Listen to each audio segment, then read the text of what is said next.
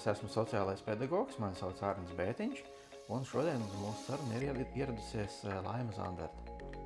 Jā, sveiki, es esmu Ligzdiņas vadītāja, un viena no mīļākajām tēmām ir par komunikācijas stratēģijām, un uzskatu, ka mums Ligzdiņā ir izdevies diezgan veiksmīgi to pielietot, un tāpēc arī izlēmu par to šodien pastāstīt mazliet vairāk, un mēs varam ar Arni padiskutēt par šīm lietām. Ligzdiņa ir tā kā tāda liela kopiena, un katrs jūtas iesaistīts, vajadzīgs, gaidīts, un gan bērni, gan vecāki, gan arī darbinieki. Jautājums, kā tas izdodas? Sākot šeit pirms 3 gadiem strādāt, es sapratu to, ka man ir jāpanāk pirmkārt, lai visi būtu ļoti informēti par notiekošo.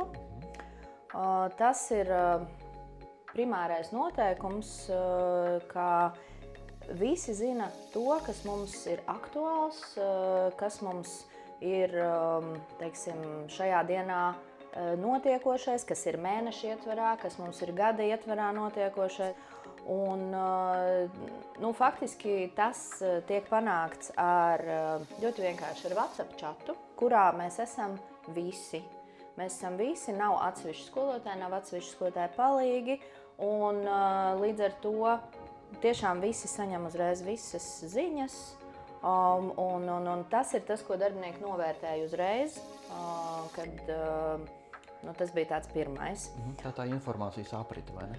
Jā, informācijas aprite, kas tiešām veicina to, ka neviens nejūtās atstumts. Viņam nav pārsteigums par to, ka viņš atnāk uz darbu un pēkšņi, piemēram, nezinu, kāda grupa atrodas citā vietā vai ko tādu.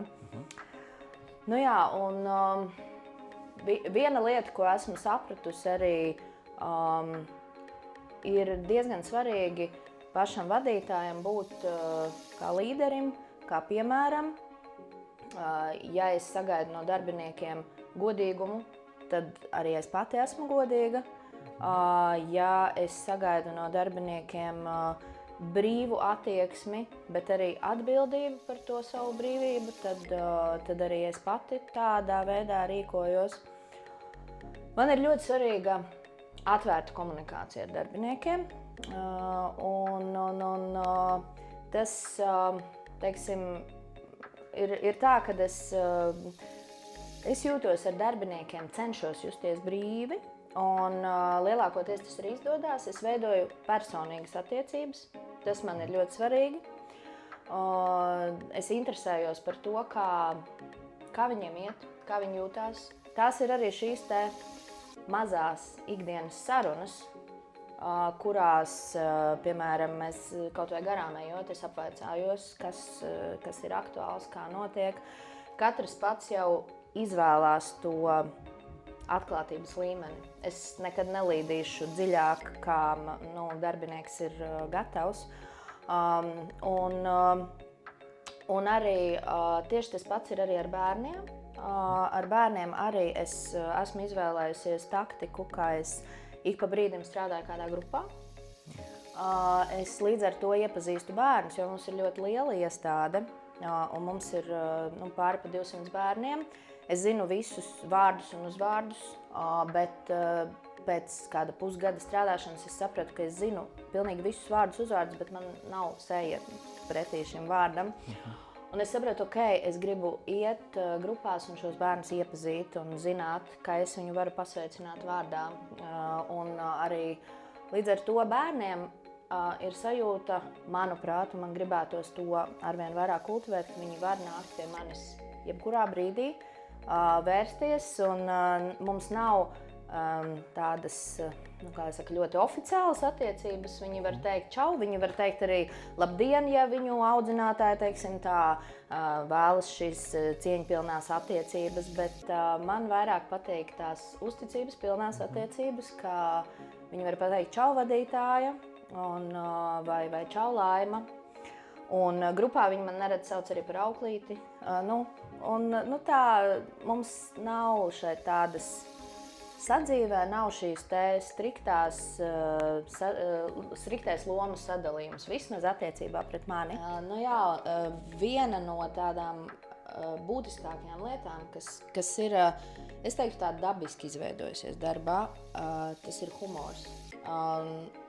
Es cenšos arī darbiniekiem atļaut sevi neuztvert ļoti nopietni. Ir lietas, protams, kur mēs nevaram nebūt nopietni, bet mēs tiešām arī kaut kādām grūtībām varam tā vieglumā un smējot pāriet pāri. Bieži vien tas ļoti atvieglo komunikāciju, tas palīdz arī ikdienas kaut kādos grūtumos, varbūt ienest vieglumu. Ar darbiniekiem un bērniem tas noteikti strādā, jā. Pilnīgi noteikti, bet arī, es teiktu, arī šīs te pašas personīgās attiecības es cenšos veidot arī ar vecākiem. Protams, es arī domāju diezgan daudz par un arī ievēroju šo darba un personīgās dzīves balansu. Komunikācijā ar vecākiem, ar darbiniekiem es lietoju darba telefonu, kuru arī, piemēram, atvaļinājumos es atstāju darbā. Un tā man ir ļoti būtiska šī personīgās dzīves arī robeža, kā, teiksim, pēc 7:00 mani varēs sazvanīt tikai ļoti tādos sarežģītos gadījumos, kad tiešām tas nav iespējams to atrisināt savādāk. Un par to, kā mēs panākam arī šo te vienoto kopienu, mēs esam diezgan skaidri izveidojuši arī, lai arī ir šīs personīgās attiecības, bet mums ir arī, varētu teikt, tāda kā, hierarhiskā struktūra, tomēr arī caur personīgām attiecībām, jo mums ir mūsu grupiņas, kurās ir katrs skolotājs kā līderis, un mēs viņu arī uz to mudinām un virzām. Šīs te cieņpilnās attiecības savstarpējās, bet tomēr ir viens līderis, kurš nosaka grupas virzību. Līdz ar to mēs dodam brīvību, bet mēs arī, turpat pretī ir arī atbildība, kas palīdz veidot to kopienas spēku, ka mēs esam atbildīgi par to, kas notiek, un aiz mums ir arī aizmugure, tā kā, piemēram, kā vadība, bet katrs skaidri zina arī savus uzdevumus, un teiksim, manuprāt, es redzu, ka tas ir arī šis te kopienas spēks, ka visi zina, ka mums ir kaut kas notiek, kaut kāds, piemēram, pasākums vai kaut kāds mērķis mums ir jāsasniedz, un viņi arī jūtās tā kā atbildīgi un ieinteresēti tajā, jo katrs grib arī sevi parādīt no labākās puses, un es šo es ļoti novērtēju kā tādu lielu ieguvumu Ligzdiņas kopējā attīstībā. Jā, man jau šķiet, ka interesētība vispār ir viens no galvenajiem faktoriem, kam būtu jābūt, un no tā jau tālāk arī viss izriet, cik tu esi ieinteresēts un ko tu dari, un attiecīgi kā tu rīkojies. Jā, tieši tā, un, teiksim, mana stratēģija nereti ir arī tāda, ka es tieši dēļ šīm te personīgajām attiecībām es arī uzzinu, kas cilvēkam ir būtisks, lai viņš būtu ieinteresēts. Jo vienam motivators būs varbūt, teiksim, atalgojums, bet citam varbūt motivators šai te laba un ieinteresēta darba paveikšanai būs piederība. Un teiksim, arī es ļoti daudz arī interesējos par tieši vadības darba pamatprincipiem, mācos, lasu daudz, un Un ļoti daudz ir informācijas tieši par to, ka patiesībā atalgojums nav nemaz būtiskākais, kas cilvēku motivē darbā sniegt labu sniegumu. Un visbiežāk tā ir šī piederība. Līdz ar to es uzskatu, ka faktiski mēs kā pašvaldības iestāde nevaram noteikt darbinieku atalgojumu, bet mēs varam rūpēties par to, lai mūsu darbinieki justos labi. Un viens no pamatprincipiem, lai cilvēki justos labi, ir tas, kā mēs sarunājamies, kā mēs komunicējam un kā līdz ar to cilvēki šeit arī jūs. Bet klausoties šo visu, man liekas, ka tas ir ļoti laikietilpīgi no tevis. Tas prasa tādus lielus resursus. Katram darbiniekam vien veltīt kaut nelielu laiku dienā. Ja? Teiksim tā, ir skaidrs, ka mums ir 60 darbinieki. Un katru ikdienā satikt un apvaicāties un sveicināties, protams, satiekot, bet tādas arī šīs mazās sarunas, teiksim tā, tas notiek laiku pa laikam, kad es ar cilvēkiem satiekos. Tas noteikti nav mans pašmērķis katru dienu katram apvaicāties tieši tā un apskriet un pajautāt.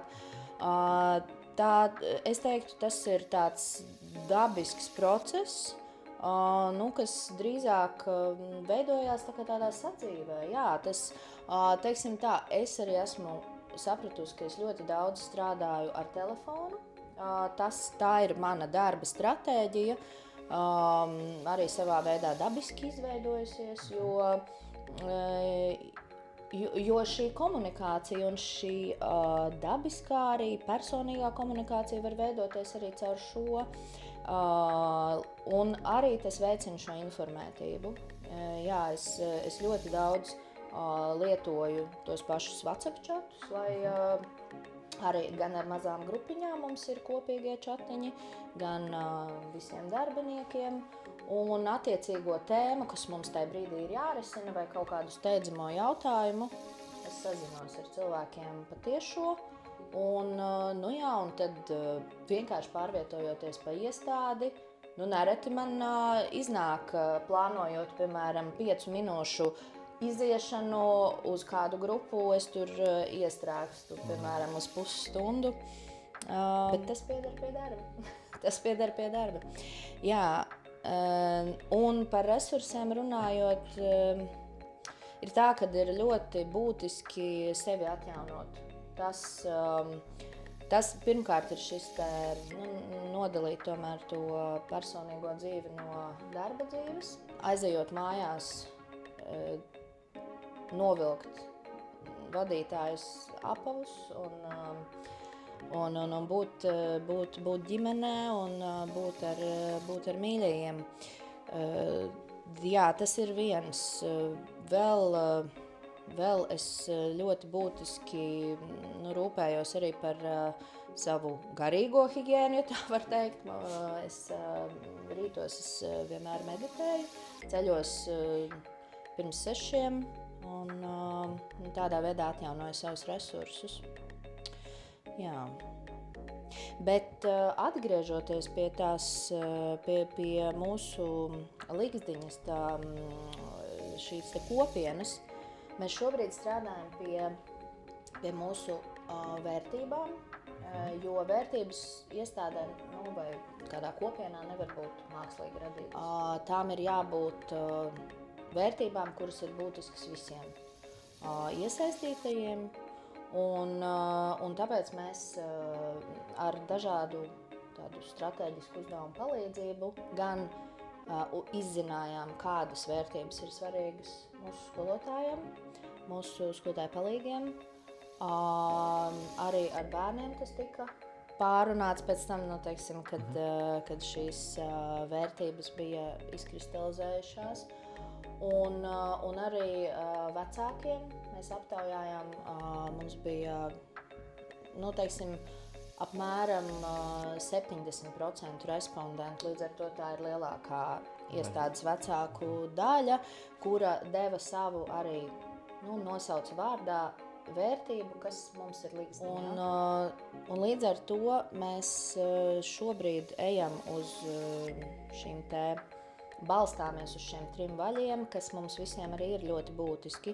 Tā ir sadarbība, kura pamatā arī ietilpst. Viena no sadarbības tā kā būtiskiem elementiem ir komunikācija. Lai veidotos sadarbība, ir vajadzīga komunikācija. Tad, protams, tā ir kvalitatīva izglītība un arī droša fiziskā un emocionālā vide. Un kas mani pārsteidza šajos tieši no vecāku aspekta, vecākiem ļoti būtiska ir vairāk šī sadarbība, drošā vide, mazāk parādās izglītības aspekti. Un savukārt mums kā profesionāļiem, mums, teiksim, to sadarbība un komunikācija un drošā vide mums it kā iet jau pat par sevi. Tas ir tā, un līdz ar to darbinieku vidū vairāk aktualizējās arī izglītības tēma. Un tas, teiksim tā, tas, kas mums ir visiem kopīgs, man šķiet, ir šī te ir šī te sava veida atbildība par to, kāda mēs šeit esam. Jo es arī nekautrējos teikt, ka mēs esam forša kopiena, ka mēs varam dalīties ar savu pieredzi un praksi, un līdz ar to arī darbinieki tam ir noticējuši. Ka mēs esam labi profesionāļi, ka pie mums ir forši, ka no mums var mācīties, un līdz ar to tā ir tāda mūsu kopējā virzība, kopējā atbildība, katrs par to arī rūpējās. Un viss balstās uz savstarpēju cieņu, uzticēšanos un atbalstu, ko mēs īpaši izjūtam, šo savstarpējo atbalstu brīžos, kad kādam darbiniekam ir grūtības. Lai arī mums ir tiešām liels kolektīvs ar 60 darbiniekiem, tiklīdz kā kādam kaut kāda rodas sarežģījums, vai tā ir slimība, vai tā ir kādas negadījumi vai kas tāds, ir uzreiz kāda mazā kopiena, kas ir apkārt šim cilvēkam un kas sniedz lielu atbalstu. Tas steidz palīgā tā kā. Jā, tieši tā. Jā, Laima, varbūt tu izmanto savā darbā kādas coachinga prakses, kādu pieredzi? To es šobrīd izmantoju individuālajās sarunās ar darbiniekiem, ko mēs esam nosaukuši Tēja ar Laimu, kur tātad tas viss veidojās tādā veidā, ka katram darbiniekam ir, jebkurā pašvaldības iestādē ir jāveic sava darba pašvērtējums. Tas notiek parasti novembra beigās, mēs atskatāmies uz iepriekšējo gadu. Tas tā kā reizi gadā, ja? Tas ir reizi gadā un saistīts arī ar, materiālo stimulēšanu, kas ir tā gada prēmija decembrī. Un to dara jebkura pašvaldības iestāde, arī tā skaitā mēs, bet katrs izvēlās savu formu, kāds šis pašvērtējums, kāds viņš ir. Un mēs esam izstrādājuši tādu šo te pašvērtējumu, kurš ir pieskaņots mūsu attīstības plānam, mūsu mērķiem. Tātad tādā veidā tiek panākts, ka katrs darbinieks arī ir savā veidā spiests paskatīties, kā es ierakstos tajā lielajā iestādes plānā, tajā, uz ko mēs ejam. Un līdz ar to tātad darbinieks aizpilda šo pašvērtējumu, un pēc tam mēs pēc jaunā gada es piedāvāju, pa tādām mazām grupiņām, piedāvāju pierakstīties uz šo Tējas laiku. Un arī es mācos no savām kļūdām, jo pirmajā gadā, kad es to darīju, es aicināju dienā, piemēram, 6 darbiniekus, katram veltīju, bija paredzēta pusstunda, mēs nevarējām iekļauties, mēs runājām, aizrunājāmies tieši tā. Un tas mani ļoti izsmēla. Es pēc tām sarunām biju tiešām ļoti, ļoti nogurusi, un tas bija grūti. Līdz ar to šobrīd es jau vairs pat nebaidos no tā, ka man tas darbiņš ievelkās. Piemēram, šobrīd ir pavasaris, bet man vēl ir palikuši kādi 10 darbinieki, ar ko es vēl neesmu paspējusi tēju iedzert. Bet tādā ziņā dažreiz šis miers un nesteidzīgums ir vajadzīgs, lai sevi nesadedzinātu. Un tā tad ir šīs individuālās sarunas, padziļinātās, kurās mēs ar katru darbinieku atskatāmies uz pašvērtējumu. Un iespējams šajās sarunās atklājās varbūt kādi aspekti, ko nav iespējams uzrakstīt uz papīra anketā. Lūk, un arī tad klausoties šo darbinieka stāstījumu, es izmantoju parasti 2 tehnikas, kas ir viena ir šī aktīvā klausīšanās, ko es uzmanīgi klausos, un, ja ir nepieciešams, tad es, piemēram, atspoguļoju, ko darbinieks saka, un līdz ar to mēs varam saprast, vai mēs esam uz vienas lapas vai neesam. Vai, piemēram, tu saki, ka grupā ir sarežģījumi ar, piemēram, kādu jautājumu. Un tad darbinieks tā kā, pats arī varbūt panalizē, vai tiešām tā ir, vai varbūt ir jāpastāsta mazliet no kādas cita aspekta, ka es varbūt nemaz nesaprotu tā, kā viņš vēlās. Un arī ir ļoti būtiska šī holistiskā klausīšanās. Holistisks tas ir tā kā veselums, kad es arī šo stāstījumu, tā kā varētu teikt, izlaižu caur sevi un mēģinu saprast, ko tas manī raisa. Un tad arī tādā veidā ir šī spoguļošana. Es sadzirdu, ka tu saki to un to, un kā tas man atkal liek justies klausoties šo stāstu. Lūk, un šajās sarunās arī mēs runājam par nākotnes mērķiem, par to, ko darbinieks redz tālākā izaugsmē. Jo mūsu šis viens no profesionālajiem gada attīstības mērķiem ir tieši darbinieku profesionālā attīstība un arī viņa kā personības attīstība. Jo, ja katrs attīstīsies kā personība, tad viņš arī kļūs par labāku profesionāli. Un līdz ar to es nebaidos darbiniekam arī atklāt viņa, tā kā arī nospoguļot un pateikt viņa labās īpašības, viņa spēcīgās puses, ko es redzu no malas. Un, piemēram, mums šādā veidā caur individuālām sarunām ir arī atklājies, kādi no skolotāju palīgiem sevi saredz kā skolotājus tālākā nākotnē. Un tas,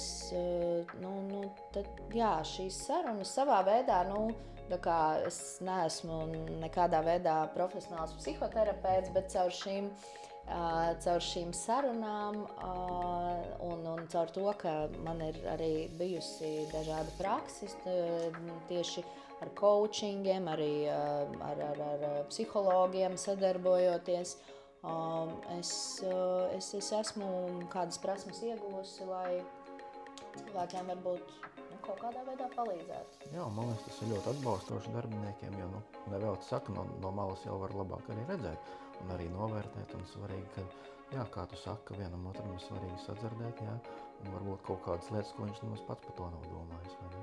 Jā, tieši tā. Un arī šis viens piemērs, kur ir bijusi skolotāja palīgs, kas jau pirms 2,5 gadiem mēs sakām, tev tas izdosies, tu tiešām, tev ir jādodas studēt par skolotāju. Ai, nē, man tur kosmetoloģija, nē, tas nav mans. Un tagad pēdējā individuālā sarunā pēkšņi atklājās, viņai ir bijusi viena iespēja tā kā pamēģināt, darboties ar bērniem kā skolotājai. Viņa saka, tas ir mans, es iešu. Un šādi brīži ir tādas arī mazās uzvaras vadītāja ikdienā, ka tu saproti, ka tu esi bijis kā tāds atbalsts šim cilvēkam, pašam sev noticēt. Varbūt pat tāds atspēriena punkts, vai ne? Kad kaut kādas jaunas lietas uzsākšanā. Jā. Tieši tā. Jā, neviena darba vide nav ideāla, kā mēs zinām, jā. Un droši vien, kad ikdienā sastopies ar visādām, varbūt sarežģītākām vai varbūt mazāk sarežģītām kaut kādām situācijām, jā. Kā tu tiec ar tām galā? Jāsaka tā, man ir nācies pierast pie tā, ka tās konflikta situācijas ir, jo, protams, dabiski, manuprāt, nevienam cilvēkam nekādi konflikti nepatīk. Mēs visbiežāk, protams, gribam dzīvot mierā, bet arī man ir nācies redzēt, ka konflikti vai kaut kādas pat krīzes ir bijušas kā lieli ieguvumi, jo no tiem mēs arī esam spiesti apstāties, izvērtēt, kur mēs esam, kas notiek, kāpēc ir radies šis konflikts, kāpēc mēs tur saplēsāmies, piemēram. Kādas lietas pārskatīt, jā? Jā, tādu kā attiecību inventarizāciju. Un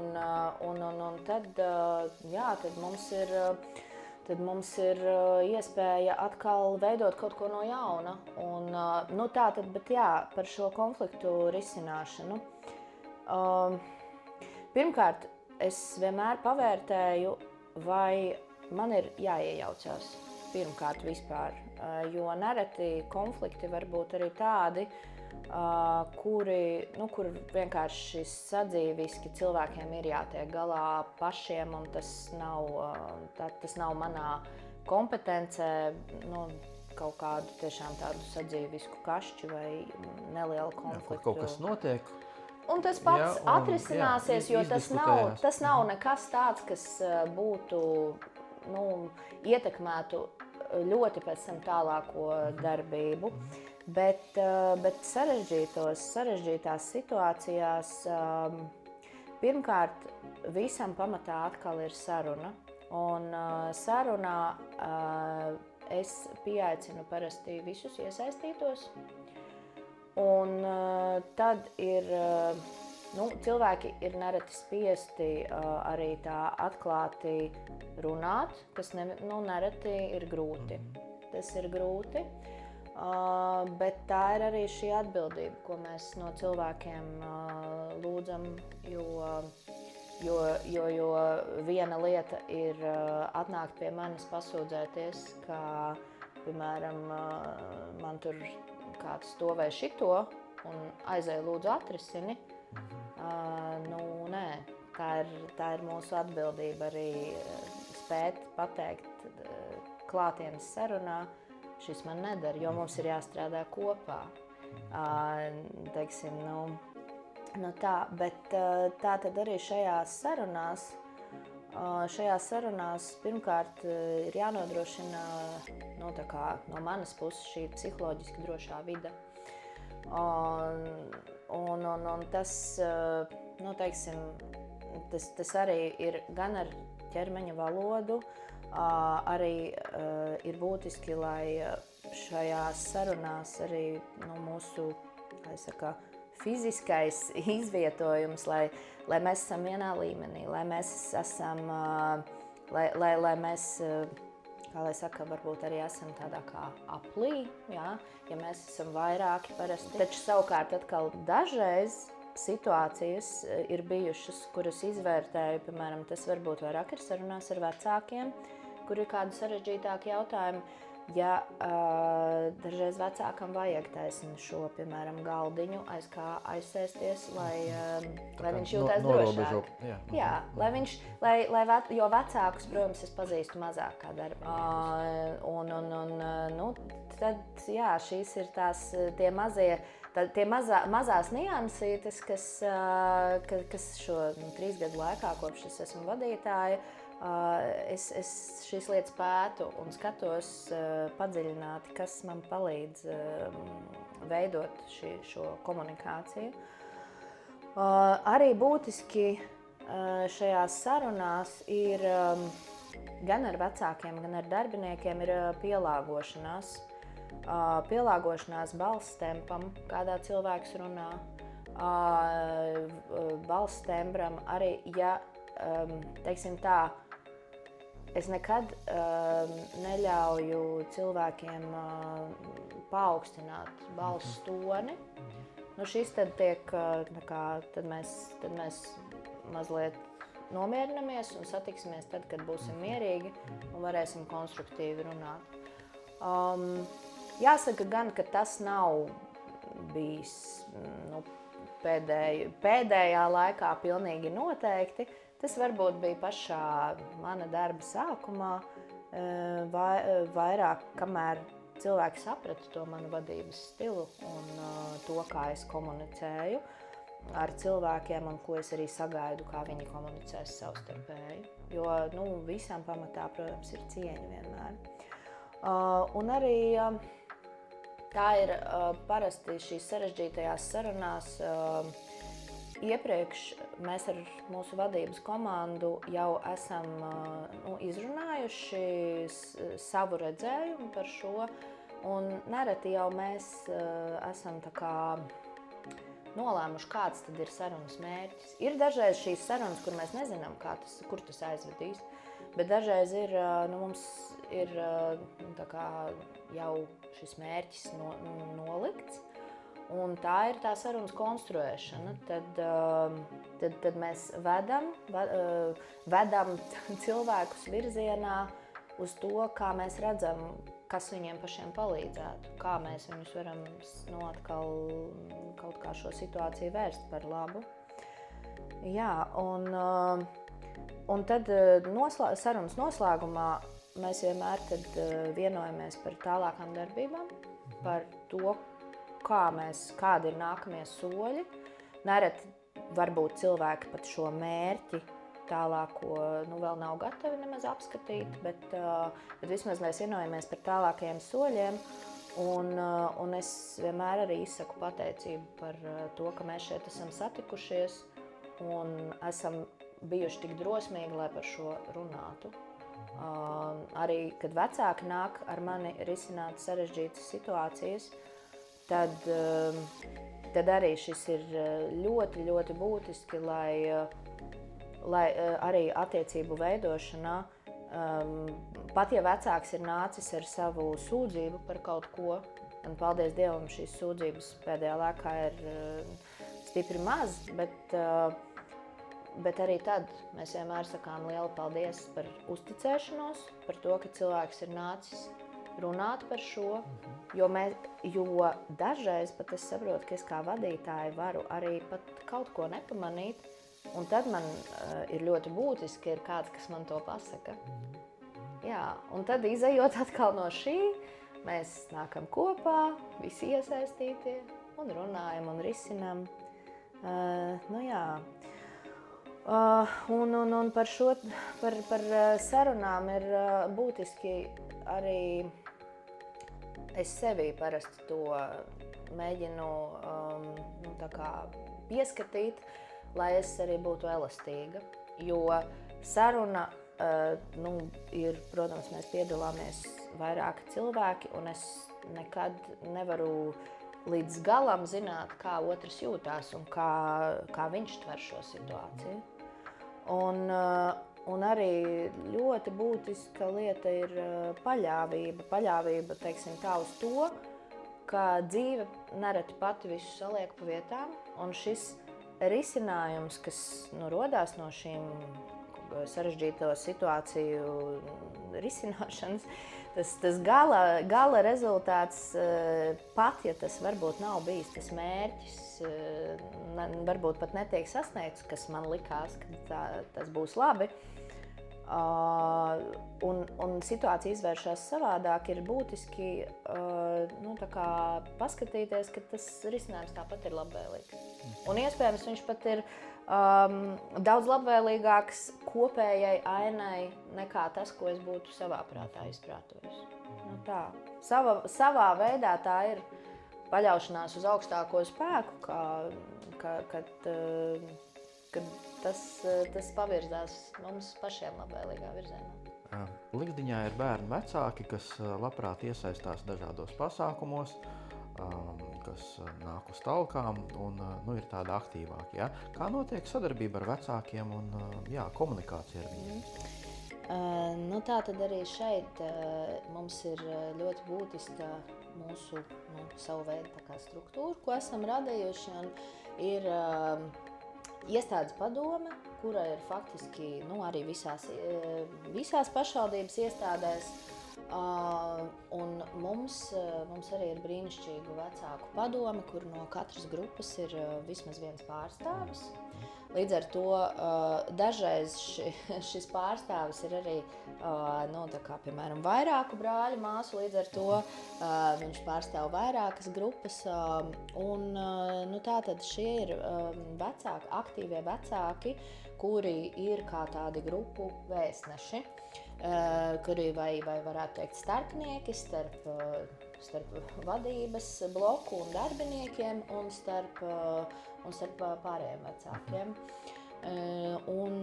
Tad, teiksim, mums padomes sēdes notiek plus mīnus, tās varētu būt 3 reizes gadā, bet mums ir arī aktīvs čats, kurā vecāki var iesūtīt steidzamās lietas, operatīvi risināmās, un tad arī mēs uzreiz arī risinām. Bet tā tad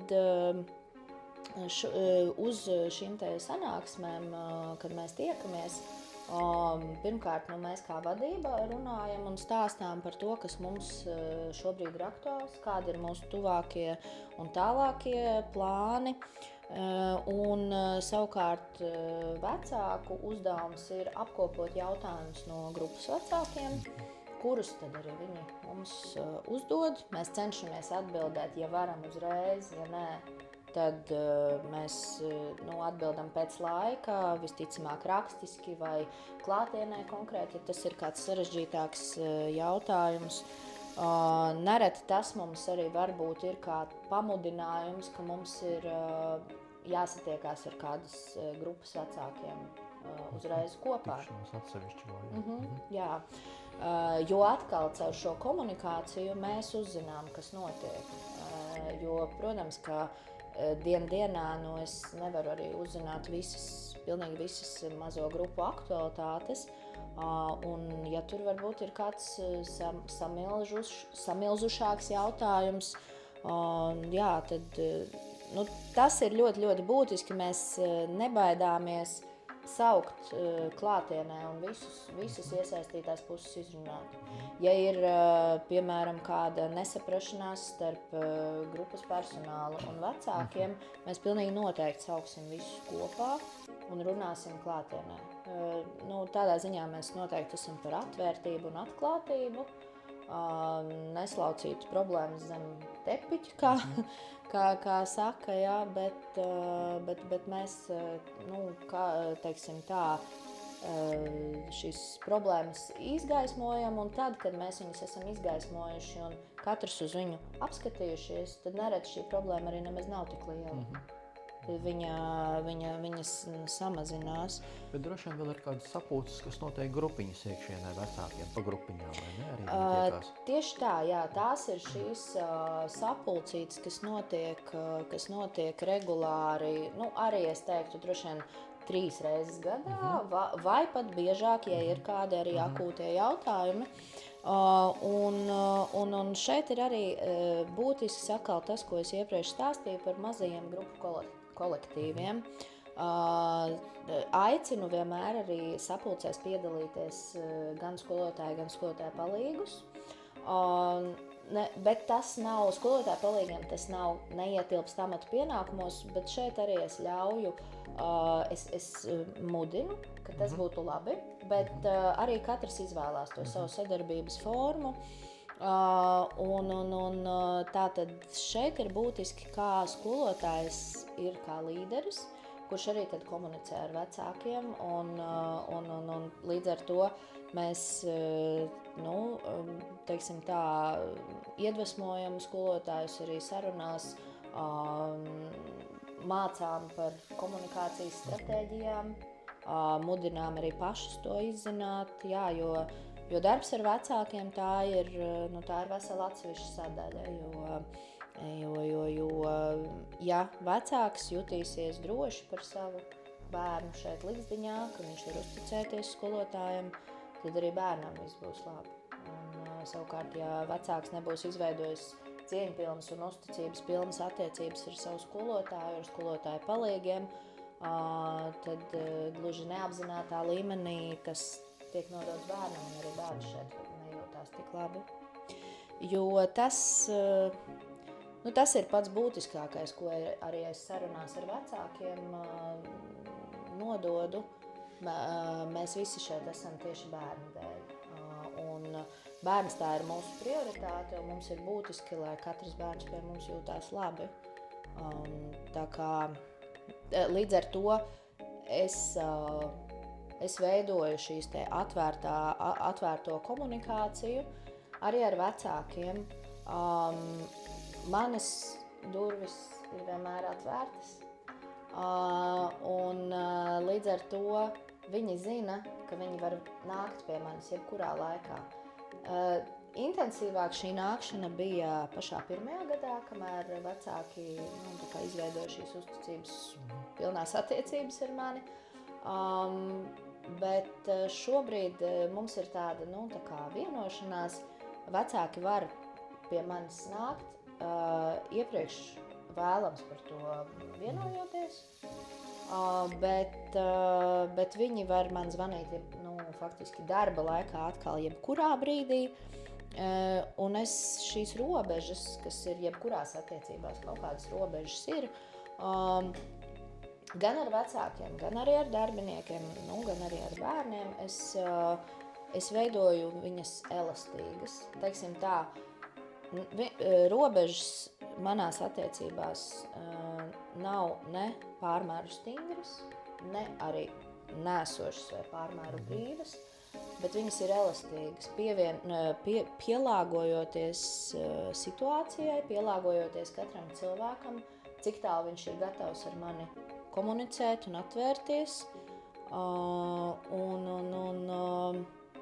Un šeit arī ir tas, ka mums ir ļoti daudz iestādē cilvēku, bet tomēr šie te vadības stili, pārsvarā, protams, man ir šis te demokrātiskais vadības stils, bet nereti nākās izmantot arī citas stratēģijas, citus vadības stilus. Līdz ar to